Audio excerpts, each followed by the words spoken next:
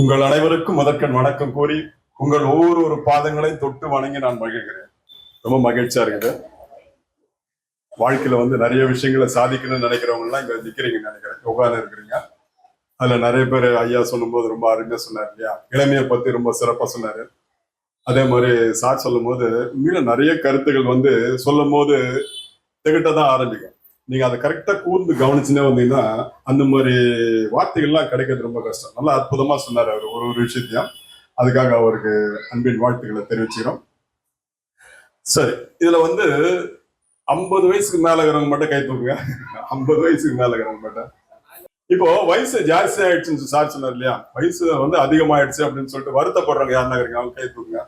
என்ன அது வயசு ஆயிடுச்சு மேடம் கை தூக்குறாங்க. எழுந்துருங்க மேடம், சும்மா எழுந்துருங்க, ஒன்னும் பிரச்சனை இல்லை, சொல்லுங்க. ஏன் வருத்தப்படுறீங்க? வயசு ஆகி போச்சு, ஏன் வருத்தப்படுறீங்க? ஓ சரி, உடல் பாதிப்பு அதிகமா நம்மளுக்கு வர்றதுனால எதுதான் வயசாயிடுச்சு, சின்ன பிள்ளைங்களா ஜாலியா இருக்கலாமா அப்படின்ற மாதிரி ஒரு எண்ணம் இல்லையா? அருமை அருமை. மேடத்துக்கு ஒரு முறை நம்ம கிளாப் பண்ணுவோமா? வருத்தமே படவில்லையா? வயசு ஆக ஆக நம்மளுக்கு மனசு சந்தோஷமா இருக்குதா இல்ல துக்கமா இருக்குதா? மேடம் சொன்னாங்க, ஒரு கருத்து சொன்னாங்க, அது கரெக்ட். வயசு ஒரு 30-40 வயசு வரைக்கும் கொஞ்சம் அப்படி நடமாட்டம் எல்லாம் கரெக்டா இருக்கிற மாதிரி இருக்கு இல்லையா? வயசு அதுக்கு மேல ஆக கொஞ்சம் கொஞ்சமா முட்டி வலிக்கிற மாதிரி இருக்கா, இடுப்பு வலிக்கிற மாதிரி இருக்கா, ஷோல்டர் வலிக்கா, நம்மளுடைய வீட்டினுடைய சூழ்நிலைக்கா, நம்ம வேலைகள்லாம் இருக்குது இல்லையா, அதெல்லாம் வச்சு நம்மளுக்கு உடல் சோர்வு ஏற்படுறதுக்கு வாய்ப்பு இருக்கு. இப்போ அந்த நேரத்துல என்ன பண்ணணும் அப்படின்னும் போது நம்ம கொஞ்சம் யோசிக்கணும் இல்லையா? 50 வயசு ஆயிப்போச்சு இல்ல 40 வயசு ஆயிடுச்சுன்னா அடுத்தது என்ன பண்ணணும், நம்மளுக்கு பிரச்சனை வரப்போகுது அப்படின்ட்டு முன்கூட்டியே நீங்க தயாராகணும் இல்லையா? இப்போ பஸ் வருதுன்னா நம்ம ரெடியா ஏறதுக்கு தயாரா இருக்கோம், கார் வருதுன்னா அதுக்கேற்ற மாதிரி தண்ணி பாட்டிலாம் சைட்ல வச்சுட்டு அப்படி ஏறதுக்கு நம்ம தயாரா இருக்கோம் இல்லையா? அதே போல ஏஜ் வரும்போது அதுக்கு தயாராகிட வேண்டியது, அவ்வளவுதான் சிம்பிளான ஒரு மேட்டர். உண்மையில நீங்க வயசு ஆக ஆக நீங்க உள்ளுக்குள்ள ஒரு உணர்வு, ஏதோ ஒரு பய உணர்வுலதான் நீங்க யோகாசனம் செய்றீங்களா அப்படின்ற ஒரு டவுட் எனக்கு இருக்குது. அந்த மாதிரி பய உணர்வுல யாருமே செய்யாருங்க, ஜாலியா சந்தோஷமா. ஏன்னா முகத்தை பார்க்கும்போது சந்தோஷமா இருக்கு, எல்லாருமே ரொம்ப மகிழ்ச்சியா இருக்கு. அப்படிதான் இருக்கணும் வாழ்க்கையில. யாரும் இறப்பு பத்தி நீ கவலைப்படுத்தாது. நம்ம 100 வயசு வாழலாம், 120, 160, 180 அப்படி வாழணும்னு யாருமே நினைக்காது. அது எவ்வளவுனா போட்டு இன்னைக்கு செத்தாலும் சரி, நாளைக்கு செத்தாலும் சரி, சந்தோஷமா போலாம். இவர் சொல்ற மாதிரி இன்னைக்கு செத்தா பால், அது இல்ல. நம்ம என்னைக்கு படுக்க போறேன்னு வச்சுக்கல, காலையில எழுந்திருப்பேன்னு எதனா நிச்சயம் இருக்குதா? நிச்சயமே கிடையாது. நீங்க நைட்டு போய் படுக்கிற பெட்ல எழுந்திருக்குன்னு நம்ம நிச்சயம் இல்லை. அதனால கவலைப்படாது. அது தேவையில்லாத ஒரு பயம். ஐயோ நம்மளுக்கு ஹார்ட் அட்டாக் வந்துருமா, இல்ல கிட்னி ஃபெயிலியர் வந்துருமா, இங்கே கல் வந்துருமா, அங்க வந்துருமா, நடக்க முடியாத போயிடுச்சுன்னா எப்படி நம்ம மருமகன் என்ன நினைப்பா, மாமியார் என்ன நினைப்பாங்க அப்படின்ட்டு இந்த குழப்பங்கள்லாம் நம்மளுக்கு உள்ள சுத்தினே இருக்கும்போது என்ன பண்ணா அதே ஒரு பிரச்சனை. அதனால இறப்பை பத்தி நீங்க கவலைப்படாது. ஆனா நம்ம செய்ய வேண்டிய ஒரு கடமை, எல்லாருமே காலையில மேடம் சொன்னாங்களே, யாருமே சொன்னாங்க இல்லையா, காலையில கொஞ்ச நேரம் நீங்க ஒரு அரை மணி நேரமும் 1 மணி நேரமும் நீங்க நல்லா யோகாசனம் செய்துட்டீங்கன்னா நீங்க எதை பத்தியுமே கவலைப்படுத்தாது. ஜாலியா உங்க வேலையை நீங்க செய்துனே இருப்பீங்க. அதுக்கு உதாரணம் இவங்க 2 பேர் தான். இவங்க 2 பேரும் பாத்துங்க, நீங்க ஒரு முறை பாத்தீங்க, அது ரொம்ப அருமையா ஒரு கணவன் மனைவியா எப்படி இருக்குன்னா, எப்படி யோகாசனத்துல கலந்துக்கணும், எப்படி ஒருத்தர் பாதுகாத்துக்கணும். இப்ப பாத்தீங்கன்னா இவர் மேட்டு போடுவாரு, இல்லைன்னா அவங்க எடுத்து மேட்டு போடுவாங்க, வெளியே போகும்போது கை பிடிச்சு பத்திரமா கீழே கூட்டு போவாரு, அப்படியே பாத்துனே இருப்பாரு ஒரு கண்ணுல. அவங்களும் இவர் ஒரு கண்ணு பார்த்துட்டே இருப்பாங்க செய்யும்போது, யோகாசனம் செய்யும்போது. அதுதான் வாழ்க்கை. அது ரொம்ப முக்கியமான விஷயம். நீ கண்ணா கெட்டு போ, நீ போறியா குச்சின்னு போற, நீ எங்கேயோ போயிட்டு காலையில நீ எப்படின்னா கெட்டு போ, என்ன தொல்லை பண்ணாத அப்படின்னு நினைக்கிறவங்க நிறைய பேர். ஆனா ஒருத்தர் என்ன தூங்கிட்ட, நீ டைம் ஆயிடுச்சு, மணி 6 மணிக்கு கிளாஸ் ஆச்சு, சரி எடுத்து பைக்ல எடுத்து கடற்கரை விட்டு போறவங்கள நான் பாத்துறேன். அந்த மாதிரி கணவனையும் நான் பார்த்துருக்கேன், மனைவியை பார்த்துருக்கேன். அதனால வாழ்க்கையில வயசு ஒரு வித்தியாசமே இல்லை, ஒரு கவலையே இல்லை. நீங்க அதை பத்தி கவலையப்படாது. ஜாலியா சந்தோஷமா எப்படி இருக்குன்னா அப்படின்னு. ரெண்டாவது வயசு ஆகும் எனக்கு எல்லாம் அறிவு வந்துச்சு அப்படின்னு நினைக்காதீங்க. அங்கதான் பிரச்சனையே ஸ்டார்ட் ஆயிடுச்சு. எனக்கு பயங்கர அறிவு, ரொம்ப நாலேஜ் அப்படின்ற மாதிரி நீங்க நினைச்சீங்கன்னா அங்கதான் 0 ஆகுது. வாழ்க்கையில சின்ன பிள்ளைங்கிட்ட தான் நிறைய கத்துக்கணும். இந்த கால சூழ்நிலைக்கு பிள்ளைங்கிட்ட என்னம்னா கத்துக்கணும். என் பேரங்கிட்ட இருந்து நிறைய கத்துக்குவேன். இங்க ஓடினு பிள்ளைங்க அவர் நிறைய அட்வைஸ் பண்ணுவார், எனக்கு நிறைய விஷயங்களை சொல்லிக் கொடுப்பா, நானும் அவனை கவனிக்கும் போது நிறைய விஷயம் கத்துக்குவேன். அப்படிதான் வாழ்க்கை இருக்கணும். வாழ்க்கையை நம்ம ரொம்ப லேசா, ரொம்ப சந்தோஷமா எடுத்துக்கணும். அப்பதான் மகிழ்ச்சியா இருக்கு. என்னமா இன்னைக்கு கூட யோகாசனம் செய்யும் போது இந்த பாட்டு மேடம் சோஃபி மேடம் அருமையா கம்போஸ் பண்ணிடுறாங்க. உண்மையில அவங்கள இந்த நேரத்துல பாராட்டினே, எனக்கு மருமகளா அவங்க அமைஞ்சது இறைவனுடைய கொடுத்த வாரம் தான் நான் நினைக்கிறேன்.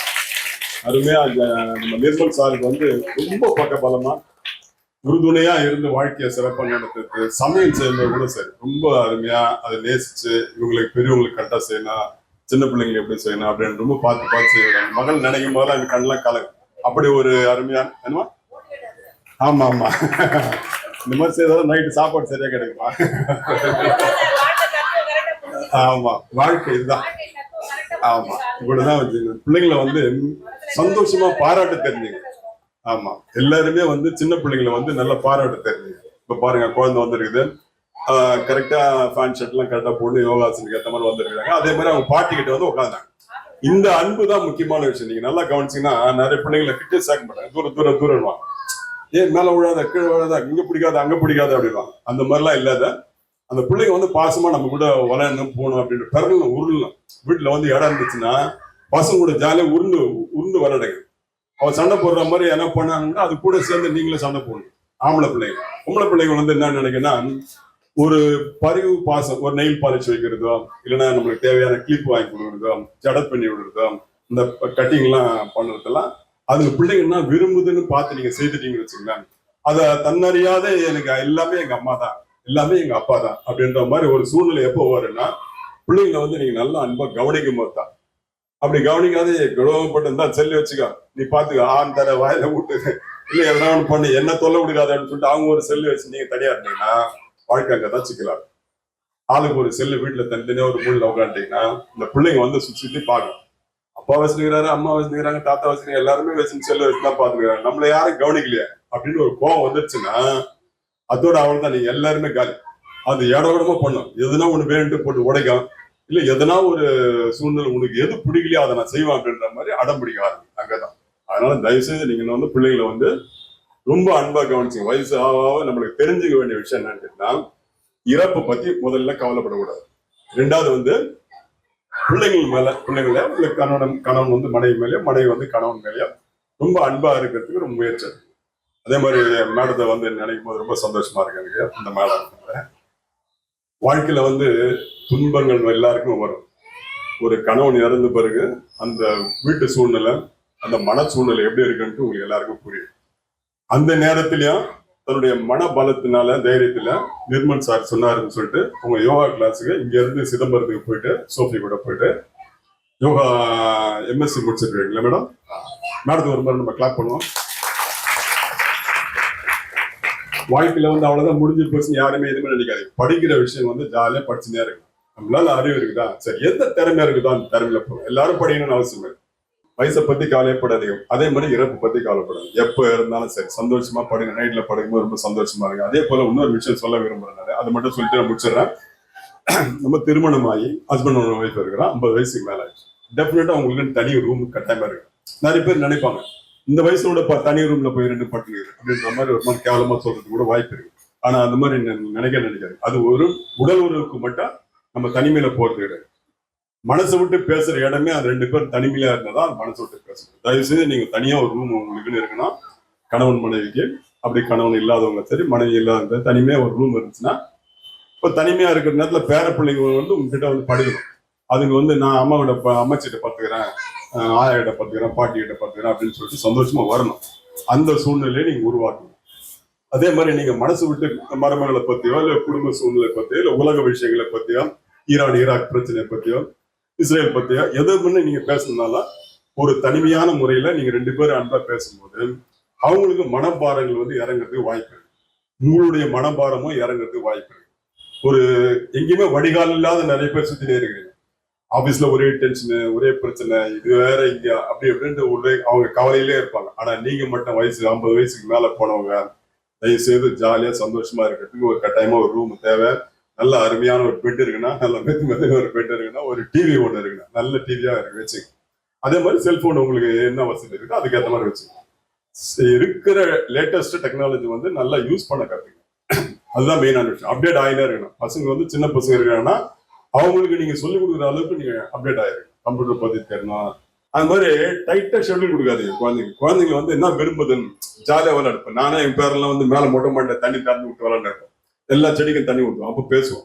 என்ன பேசுவோம்னா, செடியெல்லாம் பாவம்பா, காஞ்சி போயிடுச்சு ராஜா, அது யாருக்கு தண்ணி கொடுப்பா, நம்மளுக்கு தாழ்த்த நம்ம குடிச்சிடறோம் இல்லையா, இந்த செடிக்கு என்ன பண்ணலாம் அப்படின்னு கேட்டோம்னா, அதான் அடுத்த நாள் நம்ம மறந்துட்ட கூட சொல்லுவோம். அதான் செடியெல்லாம் பாவம் தான் போய் தண்ணி ஊற்றுவாங்க. அந்த குழந்தைக்கு அந்த எண்ணத்தை உருவாக்கிட்டு செடிங்க மேலேயும் மக்கள் மேலேயும் ஒரு பரிவு உண்டாக்கணும். ஒரு பிரச்சனைகளை நம்ம சால்வ் பண்ணுறது சின்ன குழந்தைங்களே நம்ம வளர்த்துவாங்க. அதே மாதிரி கடவுள் நம்பிக்கையை வளர்க்கணும். சார் வந்துட்டார் பக்கத்துல, அது வளர்த்தீங்கன்னா அது ரொம்ப நல்லா இருக்கும். சரி, நேரங்கள் கடந்தன. சார் வர முக்கியமா விஐபி வந்துருக்காங்க, அவங்களுக்கு நேரங்கள் நம்ம ஒதுக்கணும். ரொம்ப அருமையா இன்னைக்கு எல்லாருமே சிறப்பா டான்ஸ் முதல் கொண்டு பாடல் முதல் கொண்டு சந்தோஷமா, மேடம்லாம் ரொம்ப சூப்பரா நல்லா செய்தீங்க சூப்பர். பாக்குறதுக்கு ரொம்ப எளிமையா இருந்தது. எல்லாருமே அதுல இன்வால்மெண்ட் ஆகியோன்னு செய்தீங்க. ஒருத்தர் லாஸ்டா இருந்தாங்க, ஒருத்தர் நீங்க எழுந்துருங்க அவங்க ஒரு முறை எல்லாரும் பாத்துங்க. நீங்க உண்மையில அவங்க கொஞ்சம் அச்சத்தோட இருந்திருப்பாங்கன்னு நினைக்கிறேன் இந்த யோகாசனம் செய்யறது. ஆனா சூப்பரா செய்யறாங்க. உண்மையிலே எனக்கு ரொம்ப சந்தோஷமா தான் எல்லாருமா. வாழ்க்கையில அதான் ஒரு முக்கியமான விஷயம். நல்லா செய்தீங்கம்மா, சூப்பரா செய்தீங்க. நம்மளால என்ன முடியுமா அவ்வளவுதான். இப்ப குடினா அந்த நேரத்துல அவங்க எல்லாம் குடிட்டு தப்பு ஒண்ணு கிடையாது. நீங்க அதை பத்தி வெக்கமே படாது. சரிங்க, உட்காரு. ரொம்ப நன்றி, ரொம்ப அருமையா செய்தீங்க. அதே மாதிரி மேடம் பக்கத்துல இருக்கிற மேடம் நல்ல அருமையான விஷயங்களை தொகுத்து வழங்கத்துல ரொம்ப சிறப்பா அந்த கேண்டில் ஏற்றத்துல ரொம்ப அழகா தொகுத்து வந்தேன். அவங்களுக்கு ஒரு முறை நம்ம கிளாப் பண்ணுவோம். அருமை அருமை. வீட்டுல சொல்லவே தேவையில்லை. 4 அழகர் ராணி மாதிரி அழகர் ராணி தான் அவங்க. ஆமா, நீ கைத்தட்டு ஃபர்ஸ்ட் ஸ்டார்டிங்ல சொல்லிட்டாங்க என்கிட்ட, நீ சொன்ன மாதிரி கைத்தட்ட மாட்டானு அப்படின்னாங்க. அவங்க உண்மையில சொன்னாங்களா இல்லையா தெரியல, அழகா சொல்லி அது சிறப்போம். ஆமா, ஆனா நீங்க கொடுக்கணும் இல்லையா? நீங்க கொடுக்குறீங்களா எல்லாருக்கும்? ஆமா, அதான் அவங்க குடும்பத்தை பாத்தீங்களா, இப்படி நல்லா கொடுப்பாங்க. சரி, ரொம்ப நன்றி. ஒரு முறை கிளாப் பண்ணுங்க. அப்படியே என்ன பண்ணுங்க, இந்த கை இப்படி மூடிங்க. ரொம்ப டைட்டாலாம் மூடாதீங்க, சிம்பிளா வச்சுங்க. 1 2 3 4 சவுண்ட் கையில பாரு. 5 6 7 8 அவ்வளவுதான் பண்ணிடுச்சு. இந்த கையில 1 2 3 4 5 6 7 8 அடிச்சுங்களா? அடிச்ச உடனே என்ன ஆகுது இந்த இடத்துல? என்னமா சிறப்பாகுது இல்லையா? எனக்கு ஆயிடுச்சு, சந்தோஷமாயிடுச்சு. அடுத்தது பாருங்க, அடுத்த கையை எப்படி தெரிப்பீங்க? அப்படி வச்சுங்க. தெரியுதாமா? இந்த இடத்துல 1 2 3 4 5 6 7 8 9. சரி, வளையல் போட்டிருந்தாலும் சரி, வாட்ச் கட்டினாலும் சரி, நீங்க அதெல்லாம் ரிலாக்ஸ் பண்ணிட்டு செய்யணும். அப்பதான் ரொம்ப முக்கியமான விஷயம். நரம்புகளை தூண்டுறீங்க. நீங்க சிம்பிளா இருக்கிற மாதிரி தெரியும், ஆனா ஹார்ட் உங்களுக்கு பிரச்சனை இல்லாத நல்லா அருமையா செயல்படுறது வாய்ப்பு இருக்கு. ரெடி? 1 2 3 4 5 6 7 8 9 10. சரி, முதல்ல இங்க தட்டினா, அதுக்கு அடுத்தது இங்க, அதுக்கு அடுத்தது இந்த இடத்துல. இப்ப நம்மளுக்கு பிளட் எல்லாம் செக் பண்ண மாதிரி தான் எடுக்கிறாங்க இல்லையா? ஏன் இங்க எடுக்கிறாங்க? நரம்பு இப்போ மெயினான டியூப் மேல போகுது, கரெக்டா பிரிஞ்சு கை வழியா கீழே இறங்குது. அதே மாதிரி இறங்கி இப்படி கால் வழியா போகுது இல்லையா? மெயினான நரம்பு. அது சின்ன சின்ன பிரான்ச் எல்லாம் இருக்கு. சரி, இப்ப என்ன பண்ணணும், இந்த இடத்துல ரெடி ஸ்டார்ட். 1 2 3 4 5 6 7 8 9 10. சார் நல்ல பவர் அடிங்க. 1 2 அதை வலிக்கணும். 1 2 3 4 5 6 7 8 9 10. சார் இந்த இடம் சார், இது இந்த ஜாயிண்ட் மடிக்கிறல்ல அந்த இடத்துல. சரி, ரைட். அடுத்தது நம்ம என்ன பண்ணலாம், இந்த இடத்துல அடிக்கலாம். சரியா? இந்த இடத்துல பாருங்க, கை நல்லா அகலமா வச்சுங்க. 1 2 3 4 5 6 8 9 10. இப்படி அடிச்சோம்னா அன்பு. இப்படி அடிச்சாதான் அந்த பிளட் சரியா போறதுக்கு வாய்ப்பு. இப்படி கை இப்படி உள்ள 1 2 3 4 5 6 7 8 9 10. சரி, கட்டி கொடுக்க கூடாது சார். கரெக்டா இப்படி அடிச்சோம்னா தான் நரம்பு போற நரம்பு டியூன் பண்றாங்க. சரியா? சரி, இது முடிஞ்சுங்களா? முதல்ல இங்க, ரெண்டாவது இங்க, அதுக்கு அடுத்து இந்த இடத்துல, அதுக்கு அடுத்து இந்த இடத்துல இல்லையா? சரி, இப்போ 2 கை எப்படி வச்சுன்னா எழுந்துல்லுங்க. எல்லாரும் ஒரு செகண்ட் எழுந்துல்லுங்க. இப்போ நரம்பு முக்கியமா வரது இந்த இடத்துல தான் இல்லையா? காலுக்கு வர நரம்பு. சரி, இப்படி கை வச்சுங்க. வேற முக்கியமான இடத்துல என்ன அடிச்சுட்டு போறீங்க. ரெடி? 1 2 3 4 5 6 7 8 9 10. ரைட், அவ்வளவுதான். சூப்பர், அருமையா செய்தீங்க. ரொம்ப சந்தோஷமா. உட்காருங்க, ரிலாக்ஸ். இந்த அருமையான நிலையிலிருந்து உங்களோட அன்போடு விடை பெற்றுக் கொள்கிறேன். நன்றி, வணக்கம்.